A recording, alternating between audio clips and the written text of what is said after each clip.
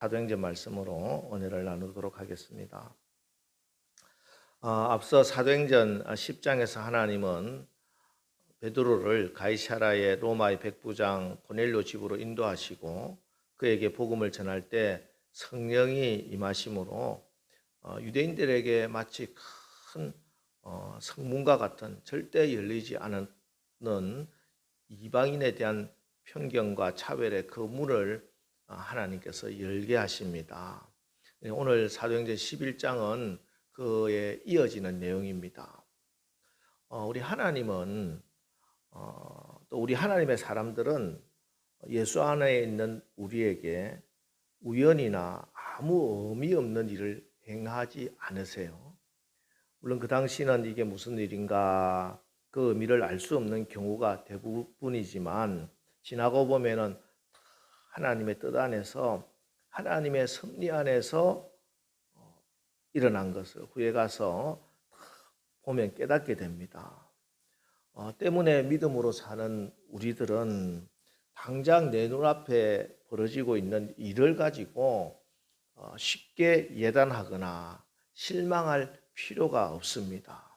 언제나 우리는 소망 가운데 있는 거예요.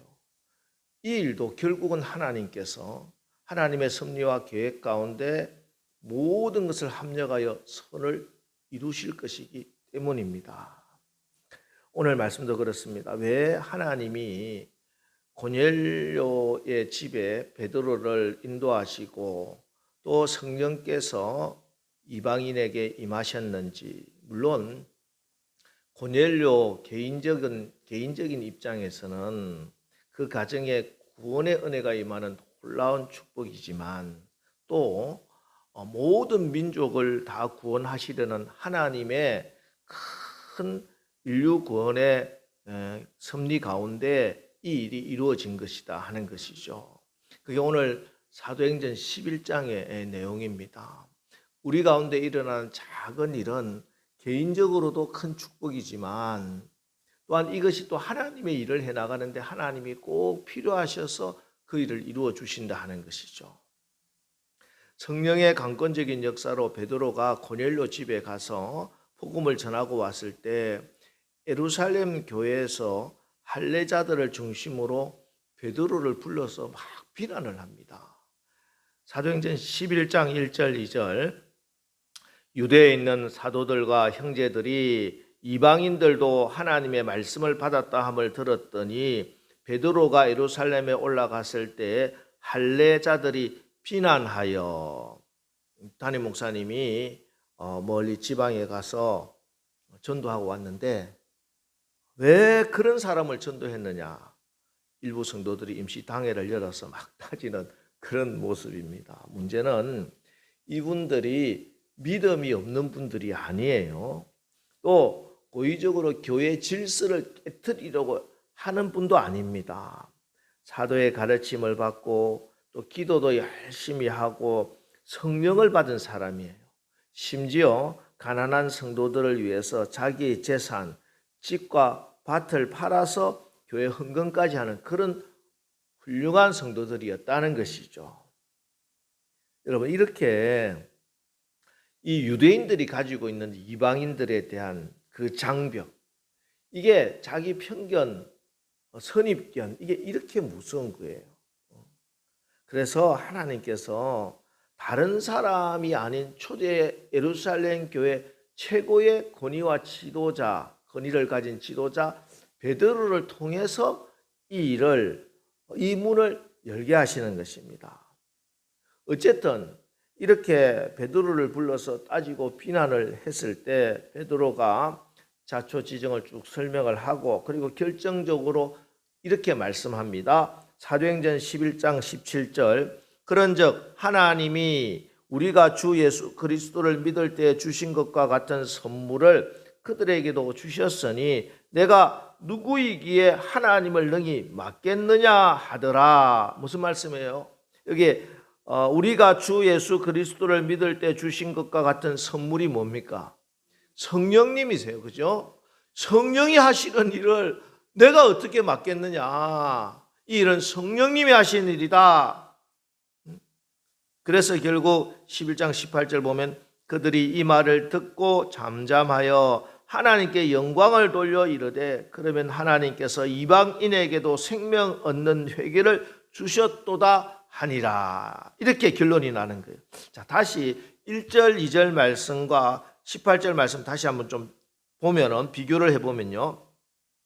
1절 2절에 유대에 있는 사도들과 형제들이 이방인들도 하나님의 말씀을 받았다 함을 들었더니 베드로가 예루살렘에 올라왔을 때 할례자들이 비난하여 듣고 나서 마음이 막 격동이 일어나고 베드로를 불러서 막 비난하고 이런 일이 일어났다는 것이. 그런데 다시 18절로 가면은 그들이 이 말을 듣고 잠잠하여 하나님께 영광을 돌려 이르되 그러면 하나님께서 이방인에게도 생명 얻는 회개를 주셨도다 하니라. 들었더니 비난이 막 일어났는데 들었더니 잠잠하더라. 이게 교회입니다. 교회. 그죠? 교회에서도 이런 소리 저런 소리가 막 일어나고 그런 소리를 듣고 그리고 의견이 다를 수가 있지요. 그죠? 사람들이 하는 소리 이런 소문 저런 소문을 듣고 야 이게 교회에서 이런 일이 일어날 수가 있느냐 막 감정이 격해져서 심지어 비난도 하고 이렇게 이런 일이 일어날 수도 있습니다. 그러나 하나님의 말씀이 딱 주어졌을 때는 듣고 잠잠하더라. 아멘입니다. 예. 이게 교회예요. 교회라고 일사불란하게 모든 사람이 아무 의견도 없이 막 그렇게 하는 게 아니고 이런 말 저런 말 들리고 그래서 이런 이야기 저런 이야기가 일어날 수 있지만 그러나 우리에게는 기준이 있다는 거예요. 하나님 말씀이 딱 주어지면 듣고 잠잠하더라. 아멘 하고 하나님께 영광을 돌리더라. 이게 교회인 거예요. 우리 개인도 마찬가지입니다. 그죠? 개인도 우리가 세상을 살아가다 보면 세상으로부터 뭐 사람들로부터 막 들리는 소리가 있잖아요. 이 우리 마음을 얼마나 시끄럽게 합니까? 그죠? 혼란스럽고 막 미움이 생기고 원망이 생기고 낙심이 되고 막 충돌이 일어납니다. 소리 듣고. 그러나 하나님의 말씀이 들렸을 때 하나님의 음성이 들리면은 듣고 잠잠하더라. 마음에 하나님이 주시는 평강이 임하는 겁니다. 이래야 됩니다. 그러면 돼요. 그러면은 하나님이 원하시는 그 놀라운 변화와 부흥과 성장의 역사가 일어나는 것입니다. 예루살렘 교회가 그랬다는 거예요. 그래서 하나님께서 이방인들에게도 생명을 얻는 회개를 주셨도다. 이제 공식적으로 이방 선교가 결정이 되는 겁니다. 이게 오늘 11장 전반부 우리 오늘 읽은 본문의 바로 앞부분에 일어났던 일입니다. 그리고 하나님께서 이렇게 일을 행하신 이유가 또 이 일을 통해서 궁극적으로 하시려는 일이 그게 오늘 본문 안디옥에서 일어난 일입니다. 사도행전 7장의 스데반의 죽음 이후에 예루살렘 교회에 덮친 박해로 예루살렘 성도들이 온 사방으로 흩어졌는데 이제 몇몇 사람이 베니게와 구브로와 안디옥까지 갑니다. 잠깐 지도를 좀 보겠습니다. 저 지도를 보면은 그다음 자 여기 보면은 베니게 이제 오른쪽 약간 아래 쪽에 빨간색으로 베니게 되어 있죠. 이 베니게는 페니키아입니다. 페니키아. 한 도시를 이야기하는 것이 아니고 페니키아 지역, 유대 지역 이런 한 경기도 뭐 이 정도 더 큰 그런 지역, 또 크게는 뭐 한 나라 정도 되는 그 지역을 베니게 페니키아라고 하고 저기 파란색이 지중해예요. 지중해 중간에 큰 섬이 있죠. 저 섬은 유대만큼 큰 섬이에요. 저 섬이 바로 구브로라고 하는 섬인데 바로 바나바의 고향이기도 한 곳입니다. 저곳에 나중에 또 바울이 1차 선교 여행을 가기도 하지요. 자, 구브로. 그리고 베니게 위에 지중해 연안에 안디옥이라고 되어 있죠. 안디옥. 당시는 이제 로마가 전 세계를 지배하던 시대인데 그때 제일 큰 도시는 세계에서 제일 큰 도시는 당연히 로마겠죠. 로마. 그리고 이제 두 번째로 큰 도시가 저기 이집트로 내려오면 지중해 연안 쭉 내려오고 이집트에 내려오면은 그 지중해 연안에 있던 알렉산드리아 이게 두 번째로 큰 도시고 세 번째로 세계에서 큰 도시가 바로 이 안디옥이었어요. 그러니까 엄청 큰 도시죠. 세계에서 세 번째로 큰 도시라니까요. 자, 이 도시에 예루살렘에서 핍박을 받은 성도들이 피난을 갔습니다. 그리고 유대 사람들에게만 복음을 전하죠. 당연히 유대인들의 그런 고정관념을 볼 때 유대 사람들에게만 구원받을 복음을 전하다가 근데 몇몇 사람이 이방인에게 복음을 전했어요. 근데 이방인들이 너무 복음을 잘 받아들이고 막 교회 나오고 막 그렇게 예배드리고 그런 일이 막 일어나는 거예요. 물론 여기 안디옥 교회 성도들이 지금 예루살렘에서 베드로에게 일어났던 일이나 또 교회가 어떤 회의를 해서 이제 이방인들도 예수 믿게 되었다 하는 결정을 했다는 걸 모르고 있는 상태예요. 공식적으로 알고 한 일이 아니고 몰랐는데 성령이 감동을 주니까 저 영혼이 너무 불쌍한 거야 이방인들에게. 그래서 예수님을 전했는데 이 사람들이 예수님을 기다렸다는 듯이 받아들이고 근데 이 한두 사람이 아니에요. 그 큰 도시에 막 사람들이 너무 예수님 많이 믿고 막 몰려드는 것입니다. 그래요. 이 일은 교회가 무슨 선교 계획을 세워서 사람들이 결정한 일이 아니라니까요. 하나님의 성령이 하신 일이에요. 성령이 베드로를 통해서 문을 열게 하시고 나서 본격적으로 이제 이방인들에게 생명의 역사를 일으키기 시작하는 겁니다. 그러니 당연히 사도행전 11장 21절에 보면은 주의 손이 그들과 함께 하심에 수많은 사람이 믿고 주께 돌아오더라. 이게 성령의 역사예요. 여러분 우리 교회도 여러분의 가정도 성령이 역사해 주시기를 주의 이름으로 축원합니다. 사람이 교회 가고 사람이 노력해도 어느 정도 성과는 있지만 하나님의 성령이 하시는 일에 비교할 바가 아니다 말이에요. 성령 충만함으로 성령의 인도함을 받아서 성령께 순종해 나갈 때는 사도행전 2장에 오순절날 마가의 다락방에 성령이 강림하시고 예루살렘 교회에 폭발적으로 부흥을 했던 그 역사가 이제 안디옥에서도 일어나는 겁니다. 근데 문제가 생겨요. 뭐냐? 그러니까 이제 유대인들하고 이방인들하고 같이 예배를 드리는 거예요. 여러분, 유대인들은 이방인과 접촉하면 부정해진다고 해서 이방인의 집에도 안 들어갔어요. 지금 베드로가 고넬료 집에 들어가서 밥 먹고 왔다고 하는 그것 때문에 지금 엄청난 곤욕을 치르고 있잖아요. 그러니까 한 교회에서 같이 예배를 막 드렸어. 이게 이제 유대에 있는 예루살렘 교회에 알게 되면은 이걸 어떻게 해야 되느냐. 게다가 지금 안디옥 교회는 변변한 리더가 없는 상태예요. 그냥 평신도들이 성령의 감동으로 기쁘게 예배드리고 모이고 막 했는데 하나님이 막 이 일을 행하시기는 행하셨는데 이걸 어떻게 해야 되나 너무 혼란스러운 거예요. 이게 혹시 2단이 아닌가 3단이 아닌가 별의별 생각이 다 나는 것이죠. 그래서 안디옥 교회는 이 문제가 이런 일이 생겼습니다. 이 문제를 어떻게 하면 좋겠습니까? 급하게 예루살렘 교회 사람을 보내서 빨리 이 문제를 어떻게 조치를 취해 주십시오 하고 연락을 취합니다. 예루살렘 교회는 이 문제를 해결하기 위해서 누구를 보낼까 기도하고 의논해서 바나바를 보내기로 결정합니다. 우선 바나바는 안디옥 가까이 있는 구브로 섬 출신이라 했죠.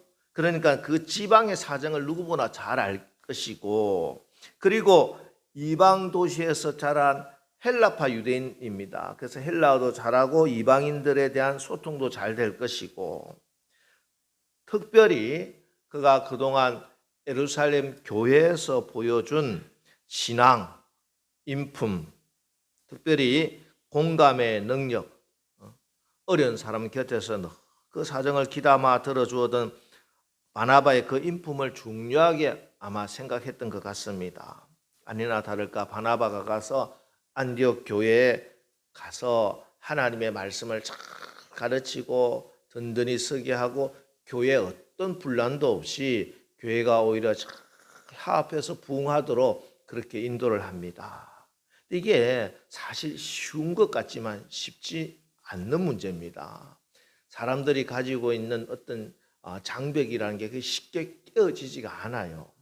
우리나라에도 사실 초기에 선교사님들이 복음을 전할 때 선교사님들이 양반, 평민 뭐 이렇게 나누어 복음을 전하지 않았어요. 다 전해서 심지어 백정, 천민들에게까지 복음을 전했다니까요. 그래서 교회 안에 양반들, 청민들이 함께 예배를 드리게 됩니다. 근데 이게 교회에서 큰 갈등의 문제로 그렇게 갈등의 문제로 비화되는 일들이 종종 일어났습니다. 사실 서울의 성동교회에는 백정 출신 박성춘 집사가 이제 장로로 선출되었을 때 양반 신자들이 완전히 벌떼같이 일어났어요. 아니 백정이 어떻게 장로가 되느냐? 그래서 교회 나갔어요. 그 세워진 교회가 안동교회예요. 그리고 서울의 연동교회도 가죽 신을 만드는 가파치 있죠. 가파치. 그 가파치 출신의 고창익 집사가 먼저 장로로 선출되고 그 교회 그 양반 신자들 또 나가가지고 종묘 근처에 묘동교회를 또 세웠어요. 이런 일들이 막 일어난다니까요. 500년 유교의 전통만 해도 이렇게 무서운 것이죠. 한편 또 우리 한국 교회는 안디옥 교회처럼 아름다운 일도 있습니다. 전북에 김제 그 금산교회라고 지금도 있어요. 그 금산교회 그 지역의 유지이자 큰 부자였던 조덕삼이라고 하는 분이 선교사님 통해서 예수님을 믿게 되고, 그리고 제일 먼저 전도한 사람이 자기 집에 마부로 있던 종 이자익을 전도해서, 그래서 교회를 초창기에 그 두 분이 잘 섬깁니다. 그리고 주인인 조덕삼과 마부 이자익이 그 교회 영수가 됩니다. 지금은 이제 영수라고 잘 안 부르지만 그 당시에는 이제 교역자나 시스템이 이제 당회, 특히 장로교는 당회가 구성이 돼야 되는데, 당회는 장로가 있어야 구성이 돼요. 당회가 구성이 돼야 되는데 장로가 없는 교회는 당회가 구성이 안 되니까 그 교회를 일단은 이끌어 나가야 될 지도자가 필요하잖아요. 그 사람을 영수라고 불렀어요. 그 영수로 조덕삼, 이자익 이 두 분이 영수로 섬겼어요. 그러다가 이제 교회가 부흥되고 나니까 이 장로 선출을 해야 되는데, 이 선출을 했는데 마부인 이자익이 선출이 된 거예요. 이때 조덕삼 영수는 발언권을 얻어서 이렇게 말합니다. 이 결정은 하나님이 내리신 결정입니다.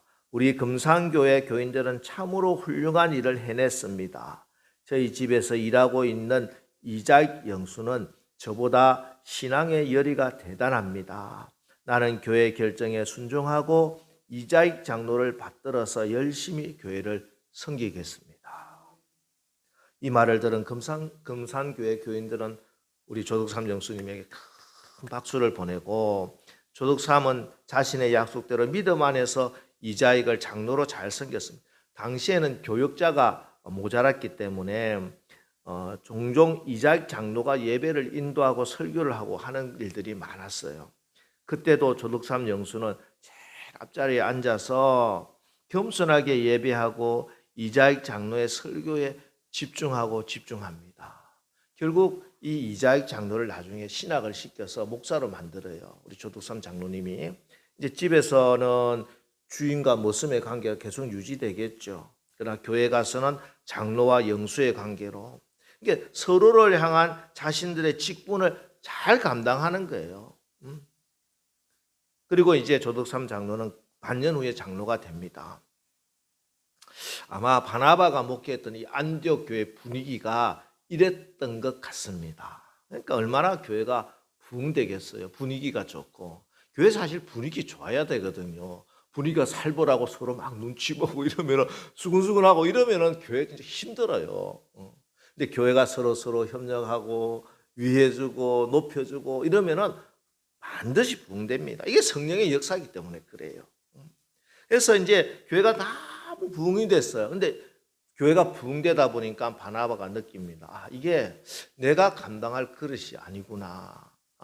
내가 감당할 그런 양이 아니구나. 내 그릇으로는 이게 감당이 안 된다 생각하고, 이 몰려드는 특별히 이방인들에 대해서 이들에게 하나님의 말씀으로 잘 양육할 사람을 구해야 되겠는데, 예루살렘 본교회보다 기도하는 가운데 성령이 깨닫게 해준 사람이 생각이 납니다. 바로 사울입니다. 사울. 그래서 사울을 만나러 다소로 찾아갑니다. 다시 한번 지도를 보면요, 저기 그 안디옥까지 봤던 그 안디옥에서 위로 올라가서 약간 왼쪽 북서쪽에 있는 도시인데, 직선 거리로는 지금 한 100km 정도 되는데, 직선으로 가려고 하면 배를 타고 가야 돼요. 지중해를, 해협을 건너야 되기 때문에. 그래서 저 해협을 빙 둘러서 가야 됩니다. 얼마 전에 이제 저기 트리키에 선교를 갔다 온 제 동생 이야기를 들어보니까 버스로 한 4시간을 달려가야 된대요. 지금은 도로를 놔가지고 버스 타고 가도 한 4시간인데, 안디옥 다수사의 그 당시 또 문제는 타우루스라고 하는 큰 산맥이 있었습니다. 그거 도적대도 많았어요. 모두가 거기를 가기를 싫어하는 길입니다. 꺼리는 길이죠. 그러나 바나바는 사울을 찾아서, 지금 사울이 어디 있는지 연락도 안 되고 있어요. 그러나 고향에 있다는 소문만 듣고 그 큰 섬의 구부로에 사울 찾으러 가는 거예요. 이때 사울이 예루살렘을 떠난 지가 이미 10년이 넘어 13년이라고 하는 세월이 지난 거예요. 예루살렘 교회도 사울 기억도 못합니다. 완전히 잊혀졌어요. 그러나 그 오랜 세월 후에도 여전히 사울을 기억하고 있던 사람이 바나바였던 거죠. 이런 바나바를 오늘 성경은 이렇게 증언하고 있습니다. 사도행전 11장 24절, 바나바는 착한 사람이요 성령과 믿음이 충만한 사람이라 이에 큰 무리가 주께 더하여 지더라. 성령과 믿음이 충만한 사람 바나바, 이렇게 증거하고 있고, 그리고 이 바나바를 뭐라고? 착한 사람, 영어로 good man, 헬라어 아가도스. 어떤 의미냐면은, 헬라어 의미는 주변 사람이 와 감탄할 만한 이런 뜻이에요. 바나바가 성령과 믿음으로 충만했는데, 그게 그의 삶의 모습, 은행 심사를 보고 주변의 사람들이 와 정말 하면서 감탄할 만한 그 실질적인 열매가 있는 사람이었다는 겁니다. 그렇습니다. 여러분, 믿음이 좋다, 성령 충만하다, 이게 무슨 말입니까? 제가 여러 번 말씀드렸죠. 에베소서 5장 18절에 술 취하지 말라, 이는 방탕한 것이니 오직 성령으로 충만함을 받으라, 이렇게 하고 나서 이어지는 말씀들이 뭐예요? 부부간에는 서로 사랑하라, 부모님은 잘 공경하라, 자녀들은 말씀으로 잘 양육하라, 직장에 가시는 상사와 부하가에 또 서로를 잘 공개 대해주며 직장생활 열심히 성실하게 해라, 이런 말씀이 나오더라는 것이죠. 무슨 말씀입니까? 성령 충만함이라고 하는 것은 어디 깊은 산속에 가서 이상한 거 받아왔다고 해가지고 그런 게 성령 충만함이 아니라, 성령 충만함이란 내 가정 안에서, 나의 직업에서, 직장에서, 교회에서 하나님의 사람으로서 살아내는 능력을 이야기하는 거예요. 하나님의 사람으로 살아내는 능력. 그러니까 주변 사람들이 보고 감탄한단 말이에요. 굿맨, 이렇게 이야기할 수 있도록. 그 중에 특별히 이 성령의 열매 중에 바나바에게 하나님이 주신 특별한 은사가 있는데, 그게 바로 위로하는 열매입니다. 위로하는 은사예요. 사실 바나바 우리가 이야기하지만 바나바는 이름이 아니에요. 원래 그 이름은 요셉이었습니다. 요셉인데 교회에서 신앙생활을 하는 모습을 보고 사도들이 바나바라 이렇게 별명을 지어준 거야. 별명을. 근데 이 바나바가 무슨 뜻이냐면 위로의 사람, 이런 뜻인 거예요. 바나바가 교회 안에서 어떤 신앙생활을 했는지, 어떤 삶을 살았는지 충분히 이해가 되죠. 사도들이 위로의 사람 이렇게 부를 정도로 이름 안 부르고, 어려운 사람의 사정을 이제 살피는 것도 이 구경꾼의 입장에서 관심을 좀 갖는 걸 동정, 영어로 sympathy라고 합니다. 이런 사실은 동정은요, 잘못하면은 위로가 되지 않고 오히려 어려움에 빠져 있는 사람을 더 비참하게 상처를 줄 수가 있어요. 반면에 어려운 사람의 입장에 서서 같이 아파하는 공감, 영어로는 empathy라고 합니다. 이 사람은 어려운 사람을 품어줄 수 있는 사람이고 그 어려운 사람이 진짜 위로를 받아요. 지난주 맥주 감사절에 본문 하박국이 껴안다 이런 뜻이라고 했잖아요. 이게 성령이 우리를 위로하신다 하는 것은 바로 이런 뜻입니다. 성령은 우리와 함께 하시며 우리를 꼭 안아주시며 그렇게 위로해 주세요. 오늘 성령 충만한 바나바가 바로 그런 사람입니다. 여러분 우리 사울 입장을 한번 생각해 보시겠어요? 예루살렘으로 율법 너무 애가 똑똑해서 최고의 대학에 지금 유학을 보냈어. 근데 가더만 이상한 종교를 하나 알아가지고 고향으로 돌아와 버린 거예요. 부모가 얼마나 황당했겠습니까? 또 이웃 사람들이 무슨 소리를 했겠어? 아마 뒤에서 수근수근 바울 똑똑하다더만 쟤 이상하게 됐다. 쟤 왜 저러느냐? 안타까워하면서도 또 뒤에서는 사람들 비슷비슷하잖아요. 뒤에서 수근수근하면서 그렇게 10년에 10년, 13년이에요. 13년. 물론 사울이 이런 것 때문에 절망하고 폐인이 되었을 것이다. 그렇게 상상하는 것은 맞지 않습니다. 사울은 이미 하나님의 성령으로 충만했고 은혜 충만했기 때문에 사람들이 이야기하는 그런 소리에 흔들릴 건 아니죠. 이미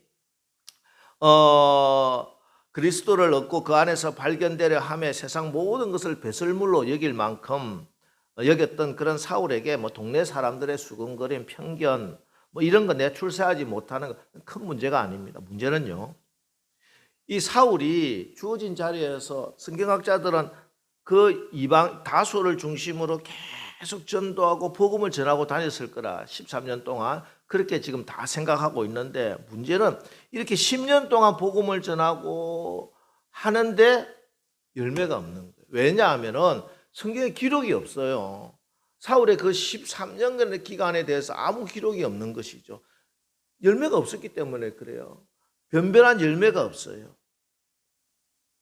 이게 사실은 하나님의 일을 하는 사람에게 가장 큰 낙심일 수가 있습니다. 그렇죠? 우리가 큰 교회 목사님들 이제 그 간증들 들어보면 처음에 개척해서 10년 동안 새벽기도 매일 하는데 아무도 안 나와. 마음 아팠다. 너무 힘들었다.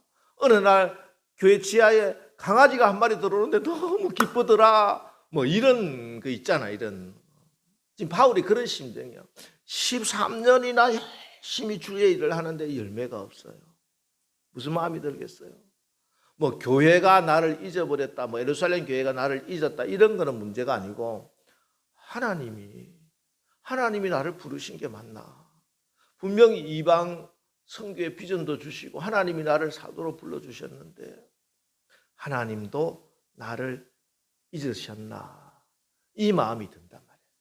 이게 엄청난 큰 눌림이 됩니다. 그때 바나바가 찾아온 거예요. 그러니 얼마나 기뻤겠습니까? 얼마나 큰 위로가 됐겠습니까? 그렇습니다. 여러분, 누군가 찾아주는 것만으로도 큰 위로가 됩니다. 오늘 말씀 속에서 지금 내가 누군가를 찾아가서 한번 이야기를 해줘야 되겠다 그런 마음이 들었다면은 그 마음을 성령의 음성으로 받으시기 바랍니다. 그래서 용기를 내서 찾아가서 아니면 전화라도 한번 해서 내가 너를 기억하고 있다. 사정이 어떠느냐? 요즘 어떻게 지내느냐? 한번 통화하고 이야기 한번 들어주세요. 여러분을 통해서 성령의 위로가 그 어려운 사람에게, 외로운 사람에게 흘러가게 될 줄 믿습니다. 자, 이렇게 바나바를 통해서 하나님의 위로를 받은 사울이 안디옥 교회에 와서 바나바와 목회를 잘합니다. 협력 목회. 얼마나 조합이 잘 맞는지 요즘 말로 케미가 착착 맞아 떨어지더라는 것이. 사실 바나바와 바울은 완전히 성격이 다른 사람들이죠. 은사도 다르고. 근데 이 두 분이 다 같이 힘을 합하니까 너무 목회가 잘 되는 거예요. 큰 부흥이 일어났습니다. 그게 11장 26절 오늘 마지막 절 말씀 우리 다 같이 한번 읽어봅니다. 시작. 만남에 안디옥에 데리고 와서 둘이 교회에 1년간 모여 있어 큰 무리를 가르쳤고 제자들이 안디옥에서 비로소 그리스도인이라 일컬음을 받게 되었더라. 수적으로도 큰 무리가 모이는 부흥이 있었지만 가장 중요한 부흥이 오늘 언급되고 있습니다. 안디옥에서 비로소 그리스도인이라 일컬음을 받게 되었더라. 이 놀라운 부흥이 일어난 거예요. 그리스도인, 크리스티아노스, 이 말은 그리스도께 속한 사람 혹은 그리스도를 닮은 사람, 작은 예수. 우리말로 하면 쉬운 말이 있어요. 너무나 맞는 말. 예수쟁이. 예수쟁이라 불렸더라. 이 말이 된 거예요. 처음으로. 사실 우리 예수쟁이란 말도 그렇죠. 그렇죠. 이게 비하하고 비아냥거리는 말도 되지만 또 사람들이 예수쟁이 할 때는요. 우리 선배들, 우리 할아버지, 할머니들 예수쟁이라고 불림받을 때 세상 사람들은 나는 저렇게 살지 못하는데 저 사람은 저렇게 사는구나. 이게 부러워서 하는 말이에요. 그리스도인이라고 하는 말도 그 당시도 마찬가지였어요. 그 사람들이 예수 믿는 사람 비아냥거리고 천시하면서 부른 말일 수도 있지만 자기들도 그렇게 살고 싶은데 못 사는데 저들은 어떻게 저렇게 행복하게 기쁘게 저 가운데서도 낙심하지 않고 소망을 가지고 늘 서로 도우며 사랑하며 살 수 있을까 부러워서 그리스도인 이렇게 불렀어요. 오늘 본문을 보면요. 오늘 본문의 뉘앙스를 보면 분명히 후자의 그런 말 뜻이에요. 그죠? 비로소 그리스도인이라 일컬음을 받게 되었다. 그러니까 이게 세상 사람들이 부러워하면서 그리스도인 불렀을 거라는 것이죠. 세상 사람들이 그리스도인이라 불렀다는 건 다른 말로 하면은 저 사람들 우리와 어떻다? 다르다. 저 사람들이 우리와 다르다. 성경에서 이걸 뭐라고 이야기합니까? 거룩하다 이렇게 이야기하는 거예요.